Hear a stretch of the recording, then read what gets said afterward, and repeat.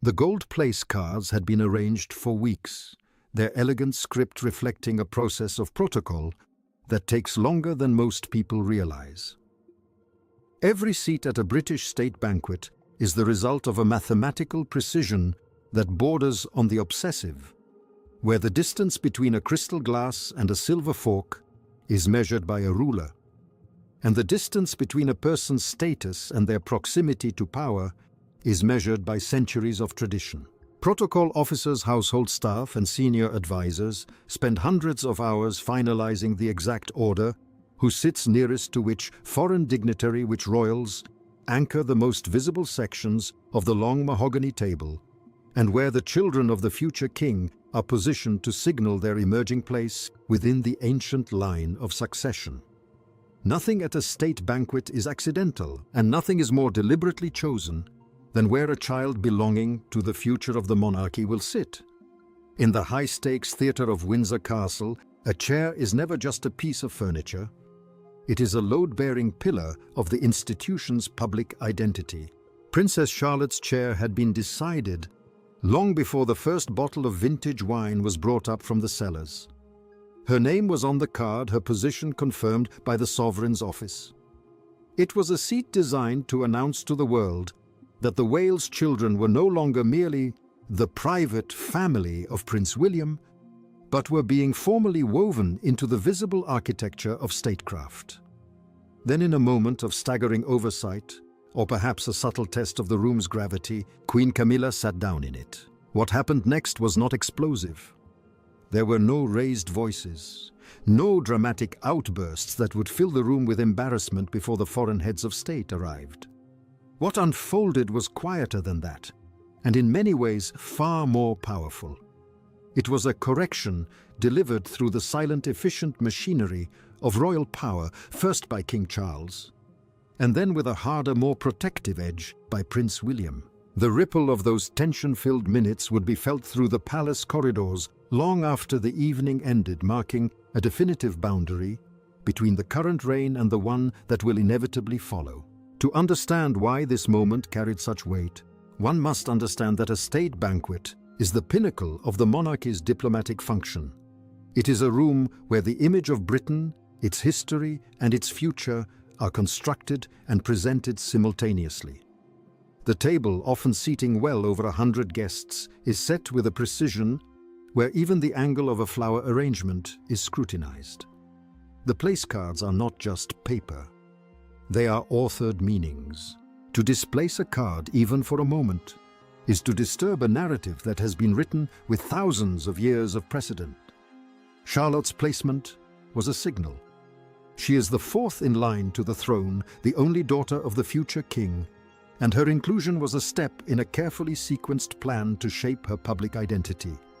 Royal visibility is built through repetition and placement. By assigning her that specific seat, the monarchy was saying, "This child belongs at the heart of the state." When Camilla occupied that space, she didn't just take a seat, she disrupted the future. King Charles moved first. He was already in the reception room when a member of the household staff approached him with a whispered message. The king, a veteran of 1,000 family tensions, and a man who has spent 70 years learning the language of the unspoken, did not flinch. He moved without hurry, his expression a mask of practiced royal calm. He walked toward the banquet table and reached the section where Camilla sat, seemingly unaware of the gold card beneath her. What the king said was brief, his tone controlled and careful, the voice of a man who has spent decades navigating family corrections without allowing them to become a spectacle. He spoke, she looked down, and the realization of her displacement moved across her face in a flicker of visible embarrassment. Yet she did not rise immediately. That pause, a brief suffocating window of processing, is what caused Prince William to step forward. Inside the royal family, a correction delivered by a king to his queen is an institutional event. When Camilla did not immediately stand, she was not necessarily defying Charles. She was absorbing the reality that vacating a chair in front of staff is a public acknowledgement of a mistake. In the palace, every movement is recorded by the eyes of those whose job it is to remember. The pause lasted only seconds. But in a room filled with that much silent attention, seconds carry the weight of minutes. William had been making his way along the reception line when the situation reached him. He did not wait to see if his father's intervention would resolve itself. The Prince of Wales is protective of his children's public roles, with a ferocity that goes beyond parental instinct. For him and Catherine, every public appearance of their children is a brick in an edifice they have spent years building. The state banquet seat was a non-negotiable part of that structure. William arrived at the table with a stillness that those who know him describe as more unsettling than anger. He did not raise his voice. He didn't need to. The weight of what he represents, the future king, the father, the man responsible for the next generation, carried the correction before he spoke. He addressed the situation with a cold, clear finality. With both the reigning monarch and the future one united in the same moment of correction, the message was categorically different than if Charles had acted alone. Together they communicated that the placement of Charlotte was not a suggestion to be set aside for the comfort of a senior royal. They were signaling that the Wales family's space within the institution was protected at the highest possible level. She was not a spare to be moved. She was the future to be anchored. This matters because royal seating communicates standing priority and direction. If a photograph had been taken with Camilla in Charlotte's place, it would have told a story of displacement, a visual record that the Queen occupied the space designated for the future king's daughter. Royal observers would have noticed. Historians would have filed it. Inside the palace, it would have become the kind of detail that resurfaces in every subsequent conversation about the balance between the Camilla side of the family and the Wales side. The chair was never just a piece of furniture. It was a statement of Charlotte's place in the monarchy's destiny. The history between these two branches of the family is long and documented, characterized by an uneasy parallel between women who entered the family through marriage and have competed for limited quantities of visibility. William's intervention was a reminder that visibility is assigned, not taken. It was a shattering of any illusion that the next generation could be brushed aside for the convenience of the present. Whether Camilla's action was a genuine accident of placement or a subtle test of boundaries is a question that royal observers have long debated. Those close to her describe it as a moment of genuine confusion, the kind of oversight that happens in the chaos of managing 100 moving parts. Camilla is a disciplined woman, well aware of protocol. However, inside the monarchy, intention is often secondary to consequence.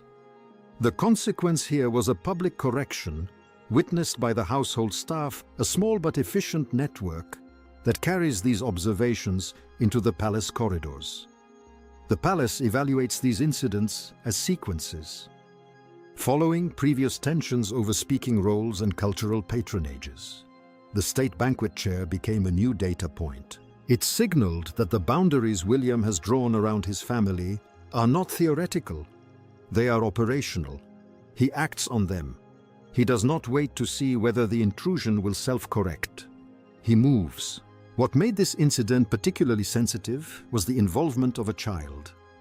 Disputes between adult royals over prominence are part of the landscape, but Charlotte is a child being prepared for a life she did not choose.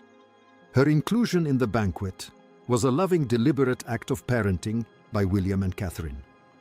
To have that planning disrupted by the same dynamic that had caused friction in other settings was something William could not absorb quietly. His response was a defense of the project he and Catherine have committed their lives to, creating a version of royal duty that centers their children's futures clearly and without ambiguity. The root wound of the Prince of Wales is his memory of how the institution handled his own childhood. He is determined that history will not repeat itself with his daughter. He does not want her to be a ghost in the palace. He wants her to be a presence. Charles managed the aftermath with the skill of a man who has spent a lifetime absorbing family contradictions. He did not treat it as a crisis, but as a moment requiring management. He spoke to both Camilla and William separately, exercising the quiet authority of a man who knows the monarchy cannot afford visible fractures, especially in front of foreign delegations. He understood that both were in their own ways, right, Camilla, in her embarrassment, and William in his protective instinct. Threading that needle required a level of emotional intelligence that is the true hidden work of a modern sovereign. He did not tell William he was wrong, he simply told him the situation was handled. William accepted the distinction. He had made the correction he felt was necessary to protect his daughter's security. He didn't seek a fight, he sought a perimeter. Princess Charlotte, for her part, was blissfully unaware of the shadow that had briefly crossed her chair. She was being briefed and prepared for the choreography of the evening, while the adults settled the geography of the room. She arrived to find her gold place card exactly where it should be. She sat down with the composure that has become her public trademark, a calm that reflects the extraordinary work her parents have done in preparing her for a life of intense scrutiny. She didn't know that her place had been contested. She knew only that she belonged at the table. That innocence was the ultimate goal of the intervention. The adults had ensured that the disruption never reached her. That is what royal protection looks like, invisible, complete, and effective. Confidence is built not only through what you teach a child, but through what you shield them from. The battles fought on her behalf before she walked into that room are battles she will never need to know were fought. The state banquet chair moment revealed that the monarchy's future is being defended with a precision that leaves no room for accidents. The Wales family is becoming the primary public face of the institution, a transition from the era of the late Queen to the one William will define. Every seat they occupy is part of a legacy being built with long-term intention. Protecting those seats is not a small matter, it is the work. Camilla understands this now. Whatever her own standing, she has seen that when two kings agree on a correction, the matter is final. Her silence following the incident was not a sign of weakness, but of intelligence. She understands the architecture of power, even as she feels the walls of that architecture shifting to accommodate the next generation.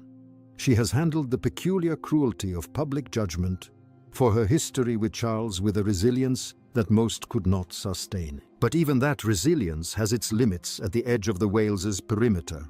As the banquet proceeded, the foreign heads of state saw only a dignified family in perfect order. The photographs showed the king and queen at the center, with the Prince and Princess of Wales nearby, and the children beginning to occupy the space that has always been waiting for them. The images told the intended story of continuity and strength. But those who were in the room, those who saw the king's quiet walk and the prince's still presence carried away a different knowledge. They saw that the future is not something that will just happen. It is something being aggressively protected in real time. The gold place cards are not suggestions, they are statements. And in the House of Windsor, a statement defended by two kings is a statement that will never be challenged again.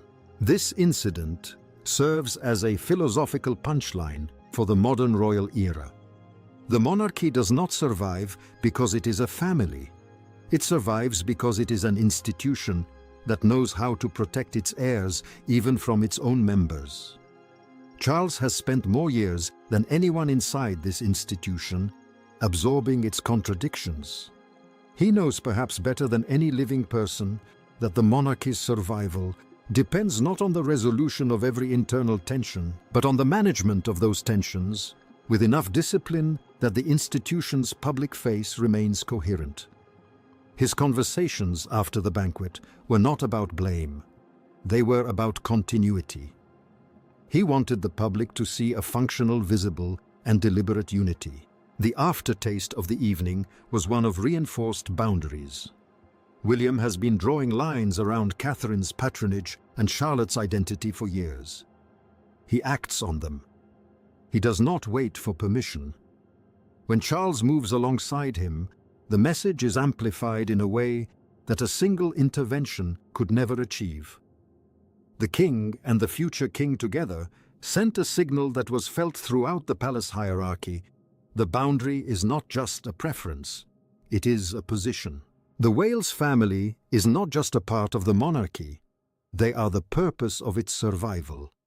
Every seat they occupy at a state banquet, every speech they will eventually make, every patronage they will eventually hold, is part of an edifice being constructed with enormous care. Princess Charlotte, sitting in her chair, represented the end of an old argument and the beginning of a new certainty. She sat with the confidence of someone whose place has always been secure, a confidence forged in the secret interventions of the men who love her. The monarchy moved forward, its future secured before the first course was ever served. The chair was returned, the gold card was honored, and the twilight angle of the current reign found its steadying hand in the generation that refuses to be moved. Royal power is not measured by who speaks the loudest, but by who can stand their ground when the seating chart of history is at stake. The king had spoken, the prince had reinforced, the princess had sat, and the crown for another night remained perfectly steady.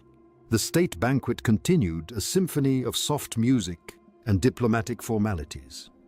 The speeches were made, the visiting head of state was honored, and the room was photographed for history.